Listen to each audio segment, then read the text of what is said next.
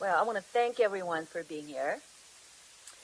In the interest of time, we're going to get going, and then I'm going to gavel down.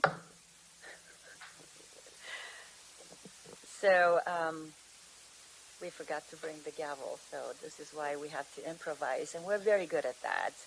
But the purpose of this roundtable today is to discuss why Taiwan and the United States-Taiwan relationship matters to Orange County and Southern California.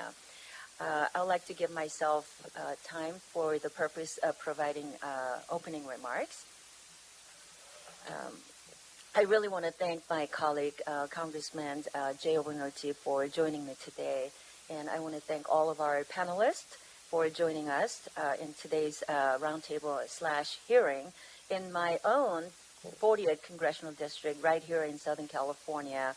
And I want to thank Santiago Canyon Community College, Dr. Jeannie Kim, and the rest for allowing us to use this venue for our meeting today. Today's hearing is titled Global Ties, Local Impact, Why Taiwan Matters for California. While Taiwan is a top national security and foreign policy topic in Washington, some might wonder how Taiwan issues affect Orange County and Southern California.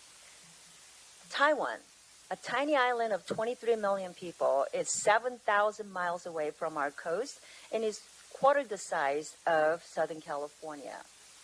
Despite its small size and long distance from us, Taiwan's cultural and economic importance is felt across all of our communities. So if you're driving up Chapman this morning, you would have passed the 85 Degrees Bakery, where you can find delicious Taiwanese breads, cakes, and bubble teas. And if we took a short drive to South Coast Plaza, we would no doubt be met with a long line stretching out from Din Tai Fung. This is a Michelin star restaurant serving Taiwan's famous soup dumplings. And in the palm of everyone's hand is a likely smartphone. We all have one. And that is powered by a semiconductor manufactured by TSMC. These are just a few prominent examples of Taiwan's contributions to Orange County's culture and community. Taiwanese have been calling Southern California their home for decades, starting businesses, creating jobs, and building strong communities. These are just one of many reasons why Southern California is known as the gateway to the Pacific Rim. In some ways, this was made possible by the 1979 Taiwan Relations Act that created a pathway for U.S.-Taiwan relations after the United States diplomatically recognized the People's Republic of China. So as chairwoman of the House Foreign Affairs Indo-Pacific Subcommittee, I recognize that Taiwan has been a focal point of our work, and we will continue to make it a priority of our work. In May, my subcommittee held a hearing on the Taiwan Relations Act on the occasion of the 45th anniversary. I've also traveled twice to Taiwan during this session alone, and then met with many of Taiwan's leaders, both at the political, economic, and all different spectrum of leadership in Taiwan. Even though Taiwan is governed democratically by the Taiwanese people, the island is under constant economic and military coercion and pressure from the Chinese Communist Party. The CCP regularly conducts military exercises around the island, including during both of my visits, and they train for military conflict or an economic blockade.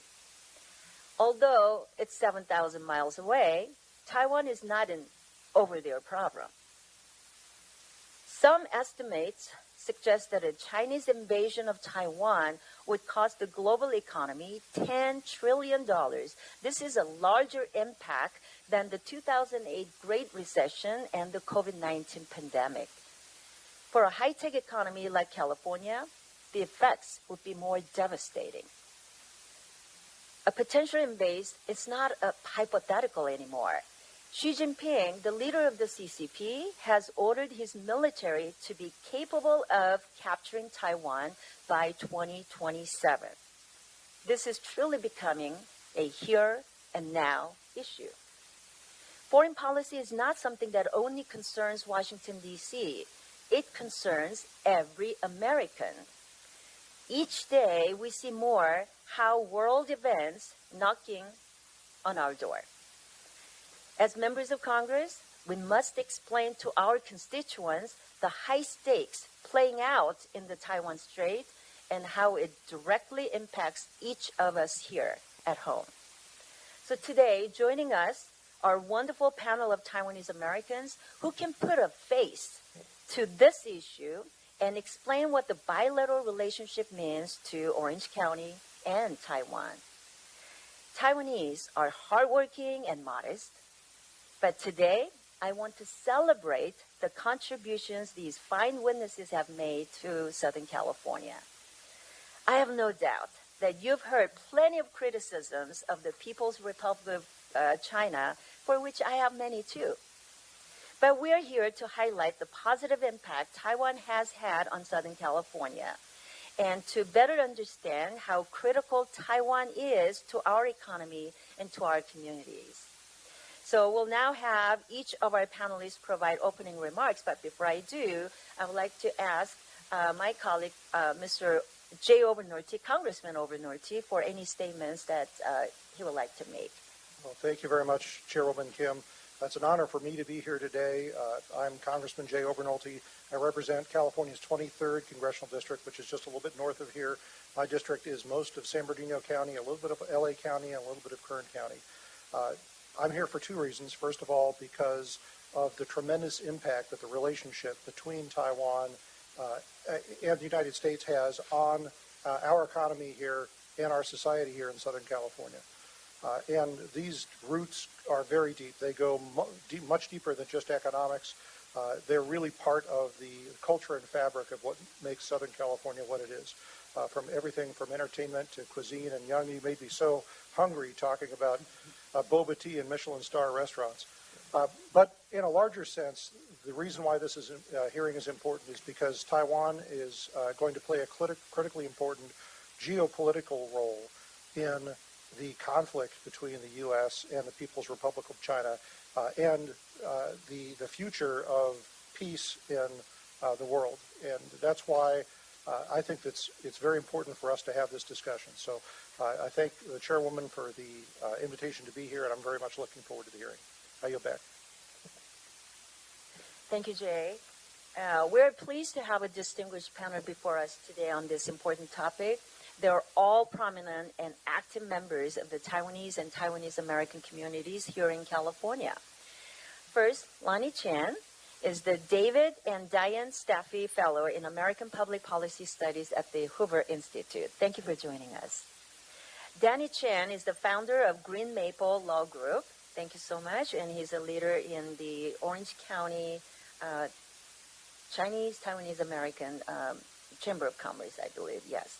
And Harry Lin is the founder of Harry Lin CPA and is also founder and very active member of the Sino-American CPA Association of Southern California.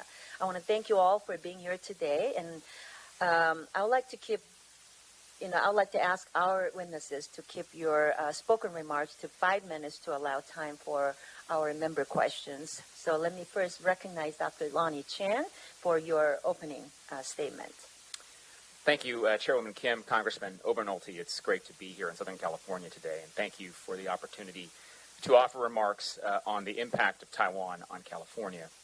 As you know, the relationship between the U.S. and Taiwan has been marked by consistent friendship, strong economic bonds, and extensive people-to-people exchanges in the 45 years since diplomatic ties ended in 1979. Our approach toward Taiwan and the Indo-Pacific more broadly is fundamentally governed by America's longstanding One China policy and the specific guidelines found in the Taiwan Relations Act, the 3 communiques, and the 6 assurances. Together, these policies have maintained peace and prosperity in the region and facilitated the growth of Taiwan's vibrant and robust democratic society. The Taiwan Relations Act, as you know, is of particular significance. It was clear in its aim to ensure that Taiwan's future would be determined in a peaceful manner, safeguard the stability and security of the Indo-Pacific region, and to continue, quote, extensive, close, and friendly commercial, cultural, and other relations between the people of the United States and the people on Taiwan. By every measure and through times of both opportunity and challenge, the TRA has made possible ongoing interactions and strengthened the ties between the U.S. and Taiwan. Nowhere are these ties more evident than here in California, home to the country's largest community of self-identified Taiwanese Americans. Analyses of government data suggest that the Taiwanese population in the U.S. was as high as 697,000 as of 2019. Recent media reports suggest that as many as 263,000 Taiwanese Americans reside here in Southern California alone. The Taiwanese American community has been the source of a variety of civic, professional, cultural, faith-based, and other organizations that emphasize the common bonds of heritage from Taiwan. These organizations span ages from young to old, include Americans who were born both in Taiwan and the United States, and who work in a variety of professions. These groups contribute enormously to communities and daily life here in California and beyond. My remarks today will focus on how this framework has facilitated these strong ties in the areas of societal, civic, and economic engagement. Many Americans of Taiwanese descent like me can trace their history in the U.S. to parents and grandparents who migrated from Taiwan to America in the 1970s and 1980s. The number of naturalized immigrants from Taiwan began to steadily increase in the 1960s through the termination of formal relations in 1979 and then rose again in the early to mid-1980s. My own parents immigrated to the United States in the early 1970s to complete graduate studies and eventually pursue work here. My father, for example, was part of a large group of Taiwanese medical professionals who migrated to the U.S. in the 1970s to fill the healthcare needs of communities throughout America. My parents made the decision to stay in America and become citizens here because this was the place that they and their soon-to-be family could pursue opportunities that were not available elsewhere.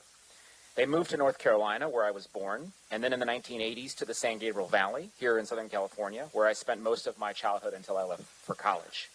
Indeed, this story is a very common one. California, and the LA area in particular, is the place where many immigrants from Taiwan have settled. Everything from Taiwanese restaurants, grocery stores, churches, social and cultural organizations, and other points of connection were available here, creating bonds between immigrant and immigrant families who share a common heritage. As the Taiwanese community grew, so too did the interest of some of it to pursue service in civic or public life in California and beyond. Over the years, Americans of Taiwanese heritage have served our country in both elected and appointed roles, including local and state offices in California. When I sought statewide office here in California in 2022, I frequently spoke of my own family's journey to America and the role that my upbringing as a son of Taiwanese immigrants who made the decision to settle here in California fueled my own desire to serve our state.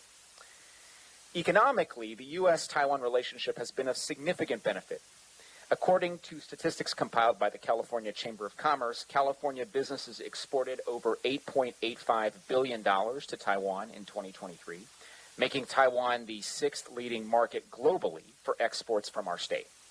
In fact, over 20% of the value of exported goods from the U.S. to Taiwan came from California.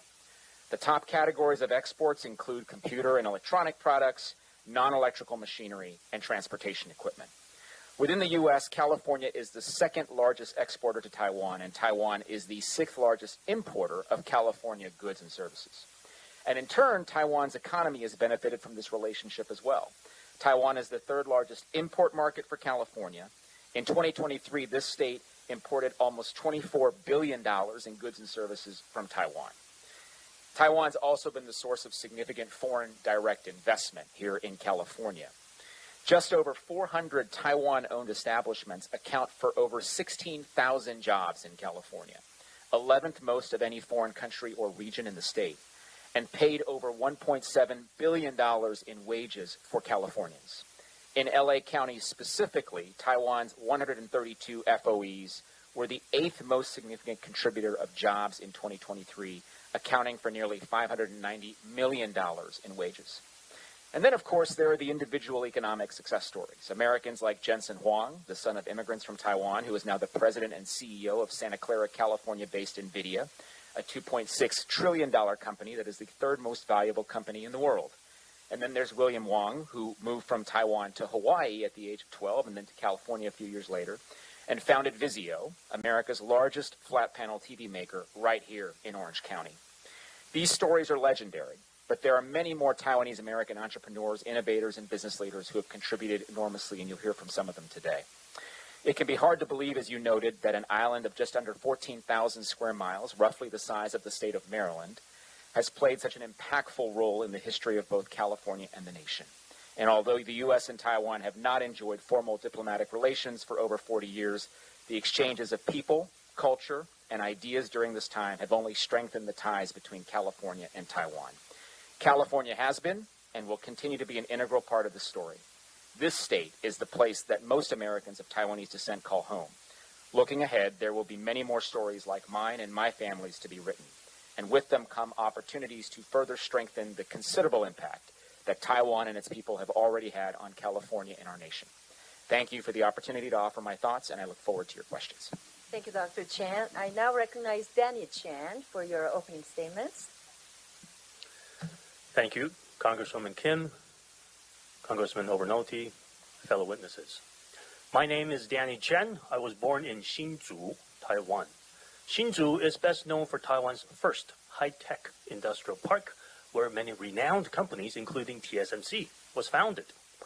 I am a U.S. immigration attorney by profession, and I reside in Irvine with primary office at Newport Beach. Our law firm is called Green Maple Law Group. We're a team of 20 members, and we exclusively practice U.S. immigration.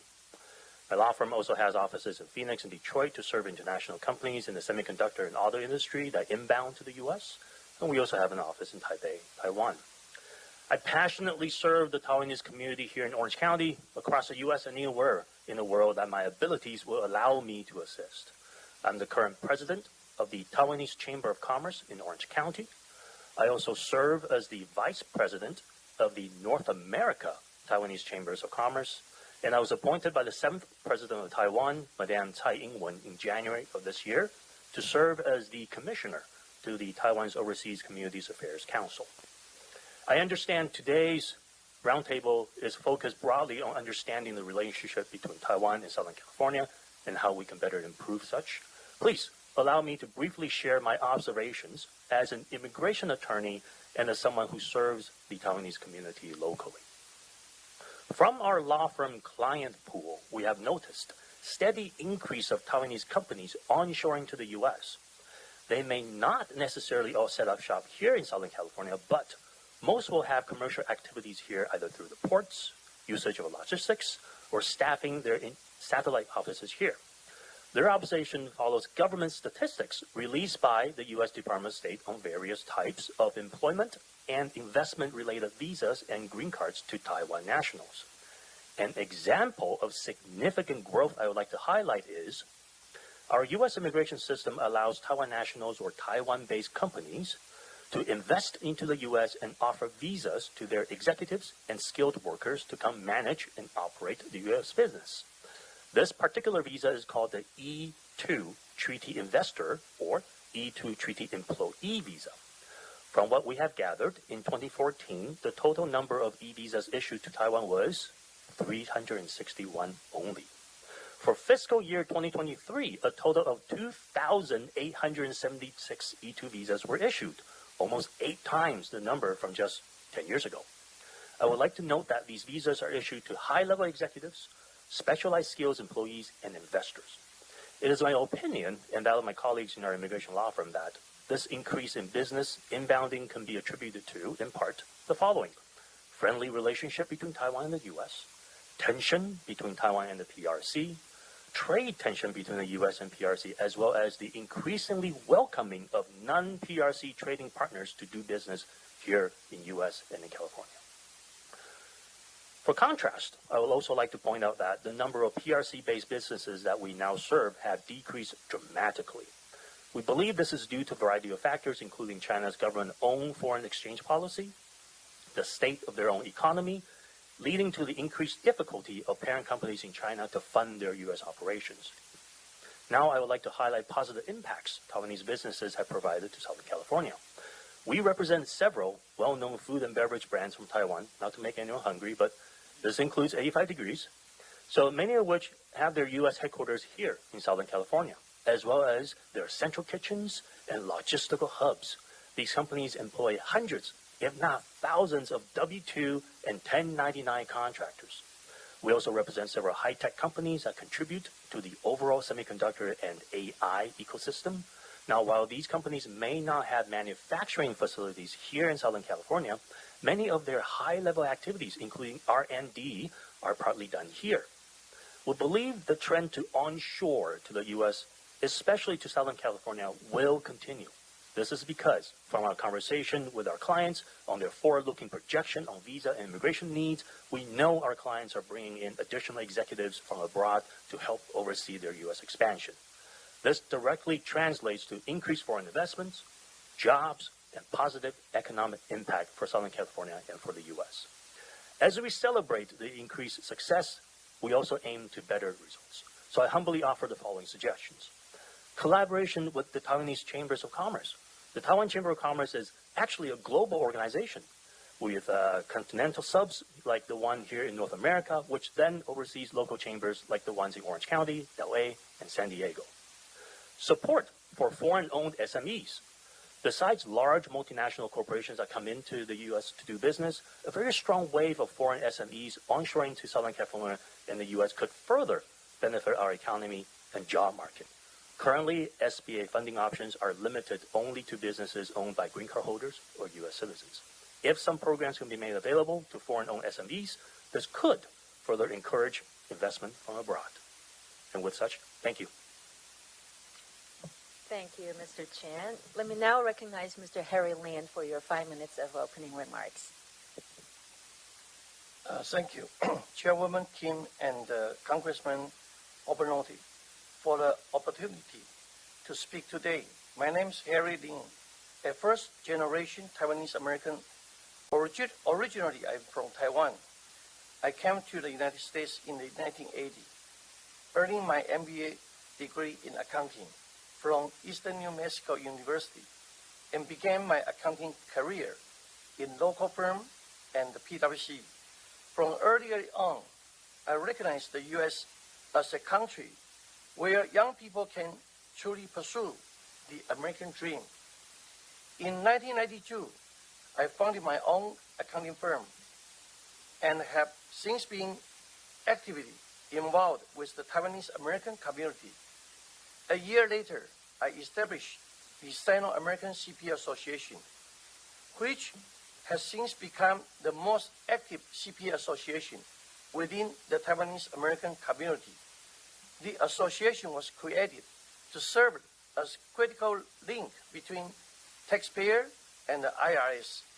Additionally, I work closely with the IRS Stakeholder Liaison Committee to keep taxpayers updated on new tax law and regulation. In the early 1980s, many Taiwanese Americans owned hotel and motel in the region, while others they established companies that create a lot of job opportunity for the local community. Through my years of working with the business and individual in the Taiwanese community, I have witnessed their significant growth and contribution to the U.S., particularly in Southern California. A key topic recently discussed in Congress is the U.S.-Taiwan Expedite the Double Tax Relief Act, which would encourage increased investment from Taiwanese companies, particularly in Southern California. There will elimination double taxation between the U.S. and Taiwan, with support and encourage both American and Taiwanese business, as well as individuals to work together more. Throughout my decade here, Southern California, I have seen firsthand the positive impact Taiwanese business and individuals have contributed to the great state of California. Today, I look forward to exploring ways the U.S. can continue to enhance its relationship with Taiwan, closely ally that share America's democratic value. Here next to me is my son, Michael Lin. He also says CPA, a second-generation Taiwanese American who is not only involved with my family business accounting firm, but also in the community. I hope our shared experience across two generations will be helpful. Chairwoman Kim, thank you for highlighting why Taiwan matters for the U.S. and California. I appreciate you inviting me and the other panelists, and I look forward to the discussing. Thank you. Thank you very much. I'd like to thank all of our witnesses for your opening remarks. I would like to now recognize myself for the purposes of questioning for 5 minutes, and then I'll turn it over to my colleague. I want to first pose this question to Dr. Chan, Lonnie Chan. As we talked about in my opening remarks, and you also remarked that this is the year where we're celebrating 45th anniversary of Taiwan Relations Act. And so I would like to ask you if you can explain the importance of, why this is so important to Californians, about how TRA's impact on American communities have been over the last 45 years. Thank you for the question, Madam Chairwoman. I think that the TRA is significant because what it did was to establish a legal framework for interactions between the U.S. and Taiwan when formal diplomatic ties were severed. When that happened, the danger, of course, was that there would not be formal ways for there to be legal and other interactions, whether it was something as simple as who would be able to immigrate to the United States, questions around how many, for example, from Taiwan. The TRA made relatively generous allowances for immigration from Taiwan to the United States. But specifically here in California, I think the biggest impact has been economic. The ability of companies to make investments in California, to create jobs, as I noted earlier here in California. The legal structure for Taiwanese foreign-owned businesses in particular to make those investments here was facilitated by the TRA. And not just the policy of the TRA, but the meaning behind the TRA. As I noted earlier, the Taiwan Relations Act has a very specific mandate for policymakers in the United States. And that mandate is to maintain a level of connection, both person to person as well as commercial connection between the U.S. and Taiwan. And because there is such significant infrastructure in Southern California in particular for the Taiwanese community, and I talked about it earlier, whether it's civic or cultural organizations, the ability to gather together in communities of faith, in communities of other similarity that draw on heritage. This may seem somewhat attenuated from a law that passed 45 years ago, but in fact that framework was made possible by that law.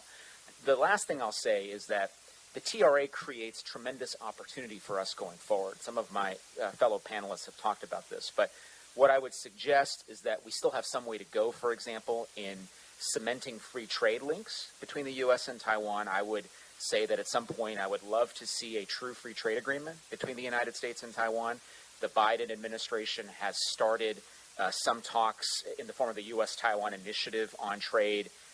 Those will not take the place of a more formal FTA, and so at some point that would be an area where there would be significant benefit, I would think, particularly to California's economy.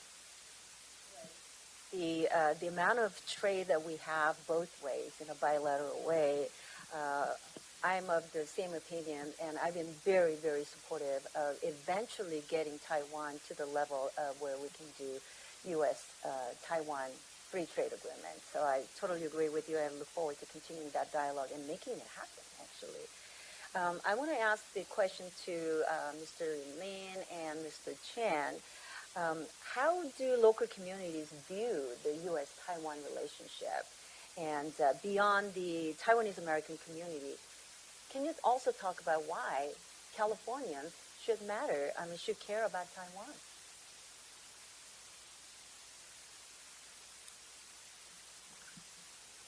Californians generally they view Taiwan positively, recognizing it as a key economic partner and a strong ally that share demographics vary with the U.S.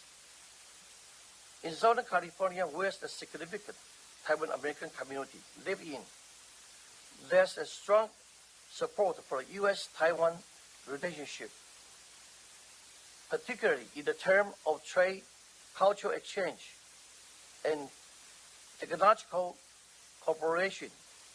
Local community appreciate Taiwan's contribution to industry like technology, manufacturing, hospitality, and education. There is growing interest in deepening economic and diplomatic ties between the two regions. Taiwan is the beacon of democracy in Asia. Overall, the U.S.-Taiwan relationship is seen as mutual beneficial and essential for regional stability and innovation. Thank you. Thank you, Chairwoman Kim. I believe how local communities view the U.S.-Taiwan relationship, as well as how we can, beyond the Taiwanese American community, why should Californians care about Taiwan? I believe over the course of the last few years, Taiwan has risen to top of mind for a lot of Californians. There's increased awareness of Taiwan as a nation, its contribution to various facets of life, including semiconductor chips that power our phones, that drive our cars, great food, as we mentioned earlier, and of course, medical contribution during COVID-19 pandemic. There's also a sympathetic view towards Taiwan because we face oppression from the PRC, as well as a lot of the non-logical shadows that Taiwan must live under. A recent example is when we watch the broadcasting of the Olympics. Why is Taiwan called Chinese Taipei when we have to wear this uniform? And with the Olympics coming to Southern California, is it something that Californians can do something about, or the U.S. can do something about? Taiwan and the things from Taiwan touch the lives of Californians every day.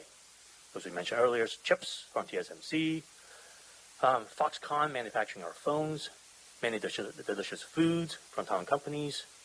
And besides objects, besides tangible things, Taiwan also represents and stands for democracy and rights, as the Western world does. And of course, we think align with Californians. Case in point, Taiwan is friendly and welcoming to all communities and is the first to legalize same-sex marriage in Asia. So there's a lot of congruency, there's a lot of caring, and we certainly notice that this type of awareness is increasing more and more. So we hope to drive this message further and to further benefit the Taiwanese community thriving here in the U.S., thriving here in California, and welcoming more Taiwanese coming into California. Thank you. Let me now recognize my colleague, Congressman Jay Ognorty, for your questioning. Well, thank you very much, Chairwoman Kim, and thank you to our panelists. It's been a really fascinating hearing so far, and I've already learned a lot. Dr. Chen, I'd like to start with a question for you about the Taiwan Relations Act. And as you pointed out in your opening statement, that has formed the basis of our relationship between the United States and Taiwan. But as you also pointed out, that relationship is a non-diplomatic one. So it is a much more complex relationship than that the U.S. typically has with other countries. So how should members of Congress view that relationship, and how does the fact that it is non-diplomatic affect the way that we see our relationships to each other? It is a unique example, Congressman, because there are very few, I would probably say no other relationships quite like the U.S.-Taiwan relationship in terms of how it's conducted through organizations, for example, that are technically non-governmental. So you think about the American Institute in Taiwan and the counterpart organization for Taiwan here in the United States. They are quasi-governmental yet non-governmental at the same time. So there's a little bit of complexity. I think one of the most astonishing things about the relationship is the degree to which it has managed to succeed and thrive, notwithstanding the fact that there are some challenges created. Now, I think it would be very difficult from a policy perspective to shift the nature and tenor of those relationships at this point. I think we've gotten so used to those rhythms. And quite frankly, I think in a lot of ways they're working quite well. So it really, the question in my mind from a policy perspective becomes, if you put aside the diplomatic niceties, if you will, and you put aside some of the things that certainly would be easier with formal diplomatic relations, the reality is there are lots of things that can be done to promote a stronger relationship. We've discussed trade as one example. Certainly person-to-person exchange and strengthening, for example, the degree to which there can be mutually beneficial educational exchanges, mutually beneficial professional exchanges, so you have people who are working in companies that may want to train in Taiwan or vice versa here in the United States, facilitating that. So there's all sorts of different ways outside of the framework of formal relations that the TRA does enable there to be these conversations going on. So I think that would be the point of emphasis that I would draw as we think about ways of bolstering this relationship, even though the formal diplomatic relationship is one that doesn't exist. Right. Well, I would certainly agree with you, and that's why we're here today, is to try and deepen that relationship.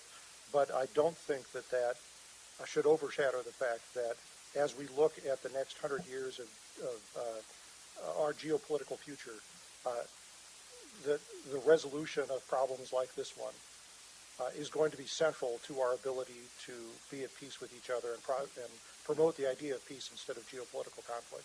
So I think we should work on both at the same time. Mr. Chen, I appreciate you being here, and I'm very appreciative of your unique knowledge as an immigration attorney.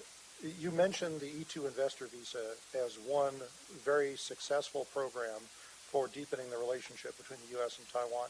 But are there other changes to U.S. immigration policy do you think need to be done to help us build that relationship? Certainly. Thank you for the question. If I have an hour, I'll take the hour. Just kidding. Well, I think, by my estimation, you have about 2 minutes left. So. So while the E2 treaty investor and treaty employee visas are very useful, very helpful, I believe for the U.S. and Southern California to attract top talents in critical fields such as STEM will require the U.S. to open up and be more creative with its visa programs. Currently, U.S. immigration system has specific visa programs available to Canadians and Mexicans through the TN, through the NAFTA treaty. Singaporeans and Chilean nationals have the H1B1, and the Australian nationals have the E3. I think these are programs that we could look into to bring in not just Taiwan employees for Taiwan companies, but Taiwan employees working in high tech, working in these high-level types of jobs for U.S. companies. So I think that would be a great first step for the U.S. immigration system to welcome more Taiwanese top talents working not just for Taiwan companies, but U.S. companies. Great, thank you. Well, I'm sure I'm nearly out of time, so for now I'll yield back, Madam Chair. Sure. We'll go through the different rounds of questioning too. So I want to thank Mr. Chan and Mr. Lin for your perspectives on, from really being the residents of here, Southern California, not to, be overshadowed by Lonnie Chan's outstanding, connection that he has throughout California, but he's primarily in the Northern California. So maybe you can just chime in all together. But you all talked about great examples of how the stronger business and people-to-people ties that we have with Taiwan has impacted Southern California's economic growth and opportunities. But what would you like to see more being done to enhance that?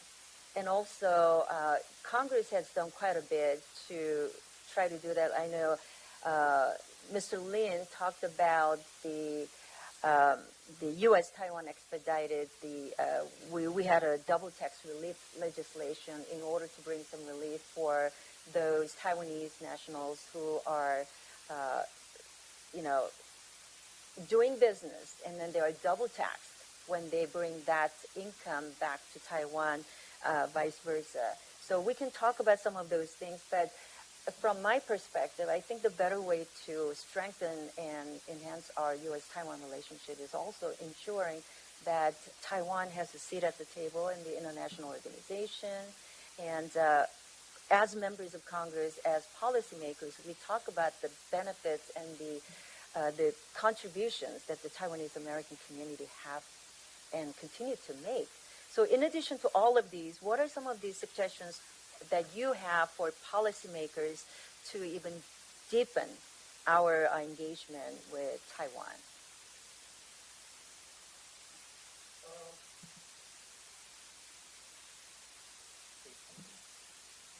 So like you'd mentioned before, to pass the U.S.-Taiwan Expedited Double Tax Relief Act and to advocate for Taiwan's meaningful participation in international organizations, including the World Health Organization, WHO, International Civil Aviation Organization, the UN Framework Convention of Climate Change, and the International Criminal Police Organization, Interpol.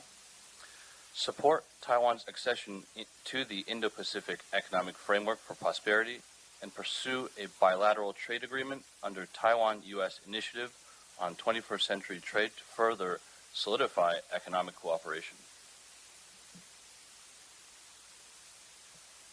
Thank you for the question.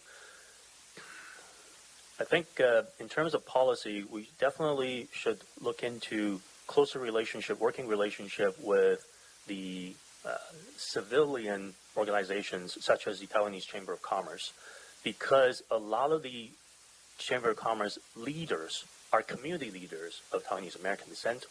These are leaders who also work very, very closely with various Taiwanese governments as well as Taiwan private entities. So this is a great gateway for the U.S. government as well as for a lot of the U.S. non-profit organizations to form stronger person-to-person relationship with Taiwan, and that is definitely through the leaders of the Taiwanese Chamber of Commerce. Speaking on the on joining organizations, there are various different efforts to try and help Taiwan to join these organizations in the grassroots level. I would like to highlight one organization called Stuff United Fund, STUF, Stuff United Fund. This is also a Taiwanese background organization with its principal aims of helping Taiwan join UN as well as WHO. In fact, for the last 2 years, it has put on parallel events, several parallel events at UN as well as in Geneva. And these are organizations that I hope we can have more government support so that we can help Taiwan help people be aware of Taiwan as well as raise the awareness of the importance of Taiwan joining these organizations. And finally, I believe these efforts need to also start from the grassroots level. So potentially internship opportunities between both countries for students in foreign relations, politics, for them to be exchanged and to learn the interworkings of the other other governments, and start this dialogue at a very early stage, so that in the future we're able to have policymakers with global mindset. Thank you. Those are all great ideas. Thank you for those recommendations. Dr. Chen, would you like to add to that? No, I don't have too much to add. I would just say that I think the global multilateral organizations piece is very important. Mm-hmm. And it's not just a question of diplomacy. It's also an issue of safety in some cases. If you think about, for example, how much air traffic travels through the Taiwan FIRs, the fact that Taiwan is not able to participate in ICAO conversations on a regular basis poses, I think, potentially a safety issue for air traffic through the region. So I think there are many practical reasons why Taiwan should be a greater participant in some of these international organizations. Thank you. I'm thankful that Michael and Dr. Chen both mentioned the Taiwan's inclusion in the ICAO because that is something that I'm currently working on. We've been talking at the community level with our professional staff members. So we tried that before, and I believe Taiwan continues to be, worthy of trying to be a member of the international organization. So certainly we've already done that with the WHO legislation that I introduced, and we got that done. ICAO is another one. Another thing that we worked on was the Taiwan Non-Discrimination Act to make sure that Taiwan gets included in the IMF, for example. So, that it's a legislation you can look up, but I think truly with the amount of trade we do, amount of economic benefit that Taiwan brings, they certainly deserve to have a seat at IMF and also have the ability to have the Taiwanese nationals to be employed at IMF. I think, Taiwan has a lot to offer, and I think we should take advantage of that. So I want to thank all of you for those recommendations, and let me now turn it over to my colleague, Jay Obenorti, for his questions. Great. Thank you, Madam Chair. Mr. Lin, in your opening testimony, you talked about the importance of the U.S. Expedited Double Tax Relief Act. First of all, let me just say, we need a snappy acronym for that, because that's a mouthful. But it's an extremely important issue. And I'd like to give you an opportunity to talk a little bit more about the issues of basic equity that are involved with this. Because, essentially, we've created a situation for residents of Taiwan where, because our relationship with them is non-diplomatic, we can't enter into a treaty that would give this double tax relief to them in the same way that we have given that to other countries that we do have diplomatic relationships with. So do you have some real-world examples of people who are feeling the impacts of this, and why passing this bill would be the fair thing to do? Yeah, so if we were able to pass the U.S. Taiwan Expedited Double Tax Relief Act, it would bring more businesses from Taiwan into the U.S. to invest in the economy, especially in Southern California, because there's a lot of businesses that set up in California. And by passing this, it's allows Taiwanese businesses to come here and also have a relief that the money that they bring back is taxed less. So I think it's very important for that, because a lot of our clients have mentioned has this gone through yet? Has it been passed yet? And right now, I don't think it has been passed by the House yet, right? It was marked up in Ways and Means almost a year ago. Okay. But there's hope. Congress, sometimes from a distance, the wheels move extremely slowly, but they are moving, and we're approaching a period that is typically the most productive in Congress. We call it the lame duck, which kind of denigrates it, because that's when politics gets set aside, and sometimes the wheels of progress can move faster. So let's hope that occurs here. But I think that the story we need to be telling is that this is an issue of basic fairness, to treat the people of Taiwan the same way that we're treating many other countries that we have treaties with. And the only reason that Taiwan is being treated differently in this case is because of the non-diplomatic nature of our relationship. Yeah.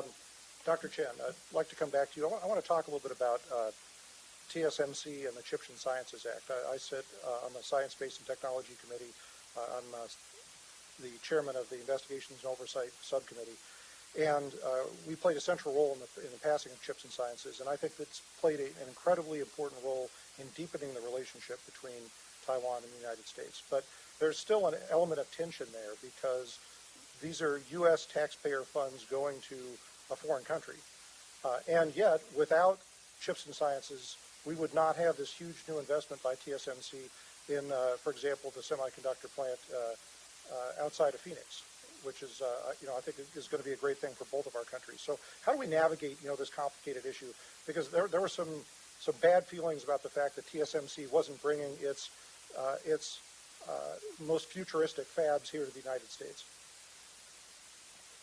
It's a delicate balance, to be sure, Congressman. I think that the CHIPS Act fundamentally was about not just creating a level of redundancy and of resiliency in supply chains, but also there's an clear economic benefit potentially for the United States as well. And I think some of this is about ensuring that going forward, a lot of the implementation of the CHIPS Act happens through the regulatory process, it happens through the administrative process, and making sure as that process is carried out, for example, that there is an emphasis on ensuring that some of that investment money, if it goes to an entity that is not a U.S.-based entity, for example, that there are ways of ensuring that that money still comes back to be invested in some way here in California or here in the United States.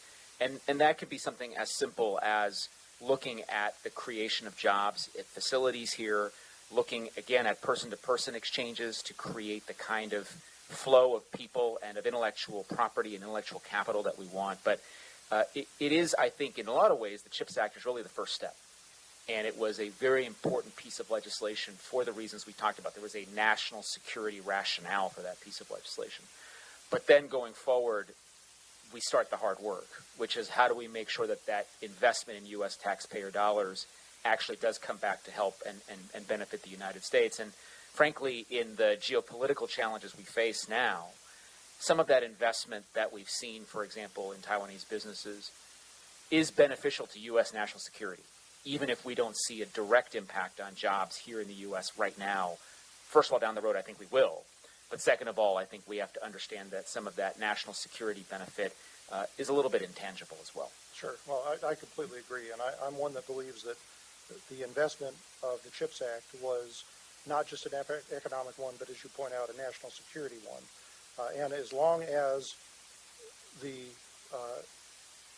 established rules are followed on what the deliverables are, which is shifting more advanced semiconductor manufacturing here to the United States, I think that that's money well invested. So I think that there is potentially a win-win there for both Taiwan and the United States, and that's why I'm hopeful that similar efforts in the future can be put forward by Congress so that we can continue to nurture that relationship. I yield back, Madam Chair. Thank you. Thank you. I also want to echo the benefit of CHIPS and Science Act, which I was proud to support with you. Initially, some of the people were saying, like, from what I'm hearing from some of my constituents and my colleagues who did not support CHIPS and Science Act, is that why should we give preferential treatment to companies, with the tax incentives when we should be able to do all of those productions here in the United States? However, we need to make sure that we understand TSMC is producing about 90% plus advanced semiconductor, and probably about I don't know the exact percentage, but less than half or about half of the less advanced semiconductor chips. And as Danny Chen mentioned, it goes into everything that we use, right? Including this microphone we're using, including this PowerPoint. Everything is done by the Taiwanese chip manufacturing company. And because of the passage of CHIPS and Science Act, I want people to understand TSMC has invested $65 billion in the United States, in Arizona, to open the manufacturing fab facility there. The little bit of a tax incentive that we provided is, I believe, $6 billion. So that's just less than 10% of the $65 billion that Taiwan TSMC has invested. So the net benefit of the investment coming from Taiwan, specifically just one company like TSMC alone, is huge. And not only that, it has created high-paying jobs right here in the United States. In addition to that, we are making sure that the United States is in the front of making sure that we are protecting our, capability to be advanced with high technologies, and we're definitely addressing the national security concerns. I thought it was so important that I just wanted to talk about, the CHIPS and Science Act, and I really thank my colleague for raising that issue. Let me just ask one question. As you know, Southern California is also home to San Pedro Bay Port Complex. It includes the Long Beach, Los Angeles ports.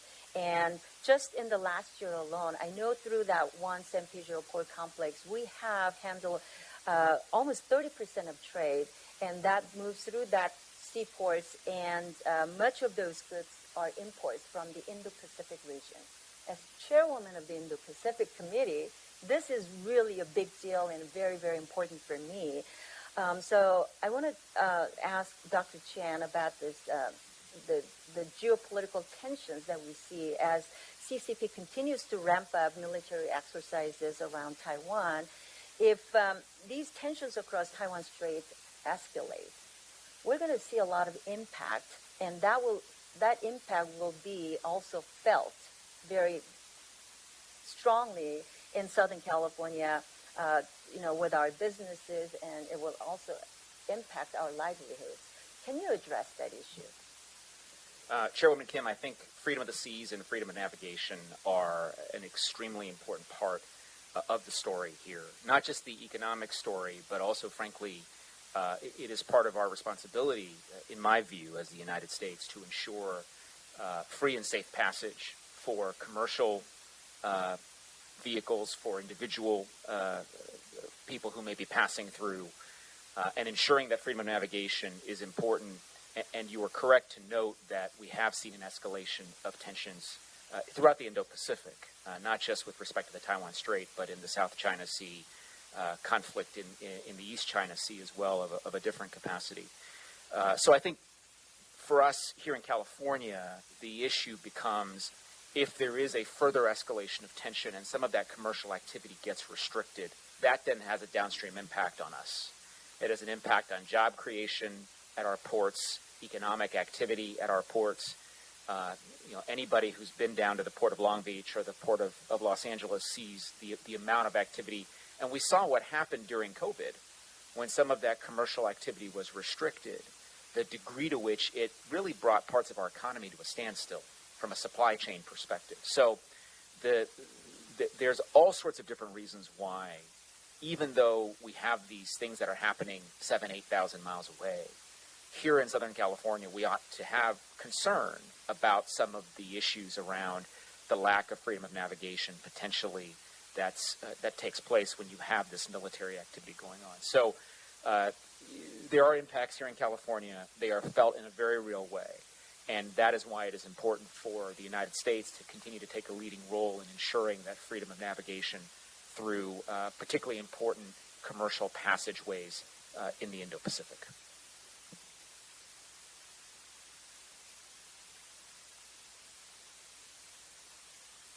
I want to talk about public opinion on U.S. engagement in the conflicts around the world.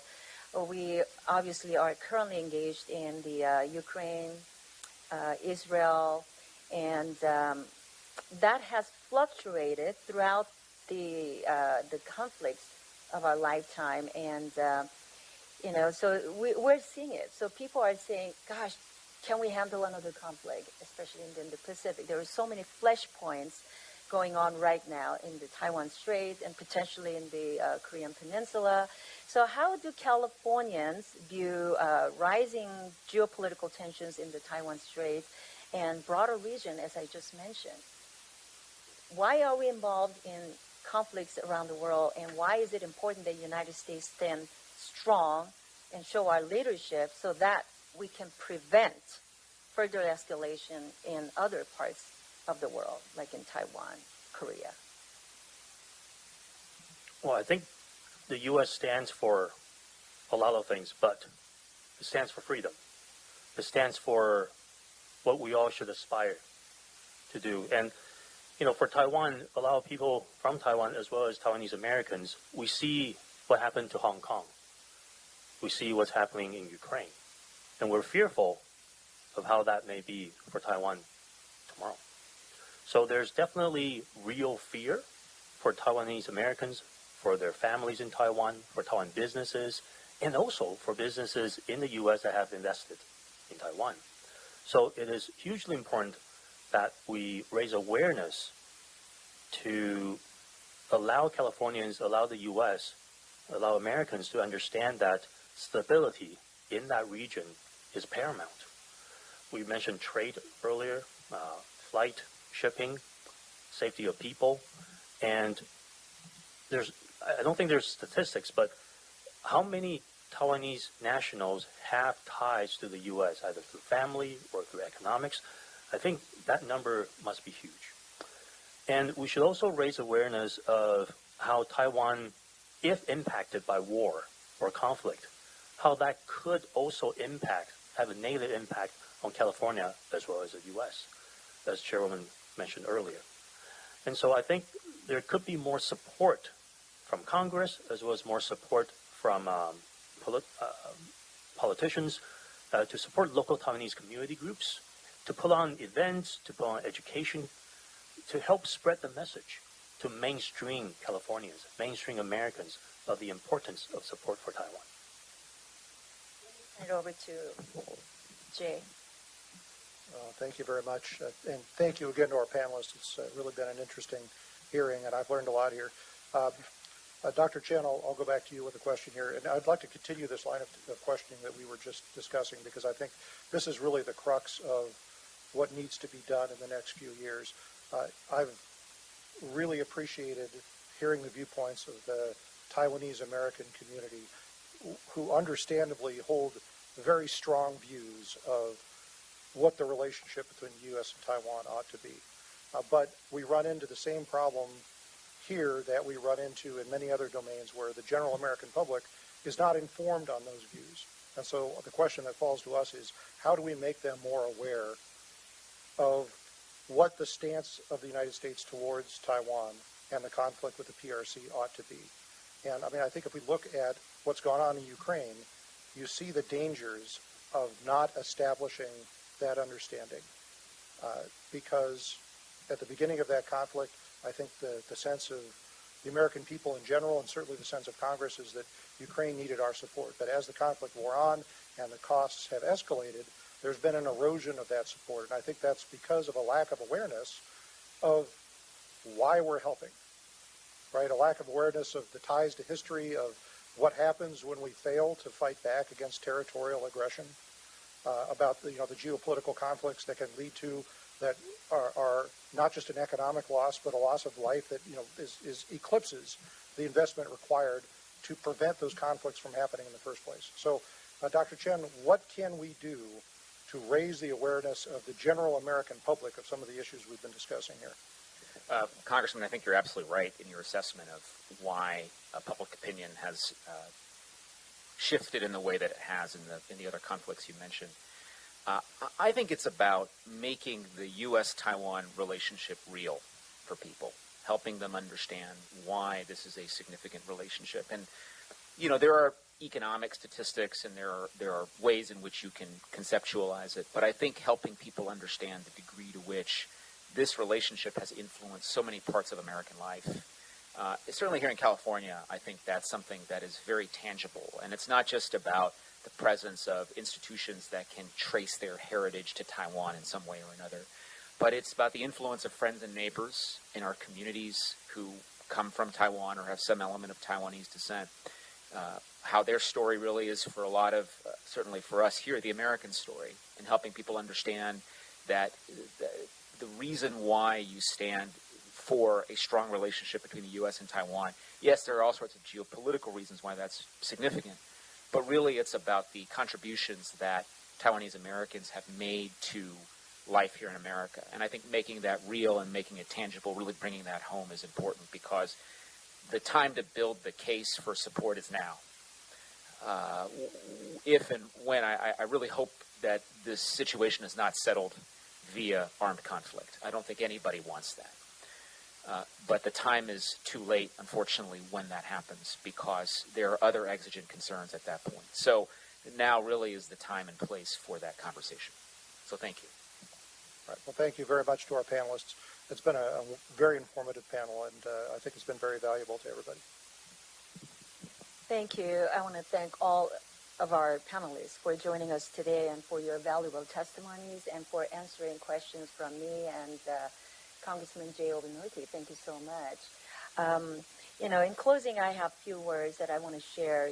Congress has fought to maintain relations with Taiwan and peace across the Taiwan Strait for a long time, and Taiwan Relations Act that was in place since 1979. I should know, but I'm sorry. This is the 45th year. I should have done my math quickly. But that has really served as a guiding principle in how United States foreign policy towards Taiwan should be. And much of it includes, obviously, building our relationship to the level that we are enjoying the economic prosperity and enjoying the Taiwan's democracy, which now we call it the beacon of democracy, and we've witnessed it over and over. But the one sticking point is that obviously with the impending 2027 imposed by Xi Jinping wanting to take over Taiwan by that time frame, we have a sense of urgency here to provide Taiwan with the deterrence factor, provide them with the weapons that they purchase and pay for, which we have not yet fully delivered. We need to make sure that we do that. There are a lot of things that we need to do to ensure that our ally and partner, Taiwan, is ready and have the resources that they need should conflict arise in the Taiwan Strait. So we'll do our part. But today, as you know, Xi Jinping is aggressively attempting to change that status quo in Taiwan Strait and violate the rules-based international order through so many actions and through so many statements that he's made publicly. So we're taking him very seriously. So, we don't want him to succeed in, meeting his ambition, and we need to counter that. As we see our adversaries forming unholy alliance, we need to do our part. And I've taken bipartisan delegation to the region so that we can form holy alliance to counter the unholy alliance that is being built by Iran, Russia, North Korea, and China. So our partners are obviously South Korea, Japan, Philippines, and through the AUKUS, we are building the security pact with the United States, Australia, UK. We're doing everything we can with the goal of providing the deterrence factor so Xi Jinping will think twice before he does anything. So, like I said, I will continue to work hard to build up the support for Taiwan and educate Americans. Not just the Taiwanese and Taiwanese Americans here in Southern California and California, but all Americans on why Taiwan matters for Orange County, for our state, and for our nation. It is in our best interest to do just that. So I want to thank all of our panelists for being here and sharing your perspectives, and for my colleague once again for participating and asking very important questions, and to the audience. Thank you for joining us and showing your interest in discussing why Taiwan matters. Taiwan matters, and Taiwan matters. Thank you very much.